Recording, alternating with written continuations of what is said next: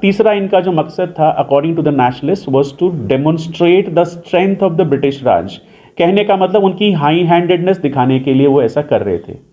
किसकी high handedness? British की, कि मनमानी हम जो चाहें जैसा चाहें हिंदुस्तान के अंदर कर सकते हैं, वो ऐसा दिखाना चाहते थे British. Lord Curzon was a reactionary having great dislike for democratic ideals. Reactionary मतलब बिकॉज मैंने पहले ही बताया कि बंगाल जो है it was a nerve centre, it was a hub of the nationalist activities. Bengal में सारी नेशनलिस्ट एक्टिविटीज होती थी, हिंदुस्तान के दूसरे एरियाज में भी होते थे मगर बंगाल में कुछ ज्यादा ही। तो ये चीज कर्जन को रास नहीं आ रही थी, उसको बर्दाश्त नहीं हो रही थी। बोला I want to teach these people a lesson, I want to teach these people a lesson, कुछ तो रिएक्शन मुझे देना होगा। He believe that people of India illiterate, okay, as he called them, would have no political aspiration. बोला इन लोगों की political aspiration हो कैसे सकती है इंडियंस की?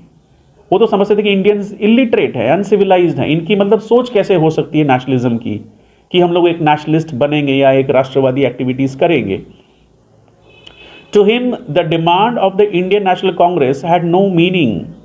Partition of Bengal, okay, says professor Tarachand. तो प्रोफेसर ताराचंद बोलते हैं was also a demonstration of the strength of the British Raj to prove that it could afford to hold public opinion in contempt।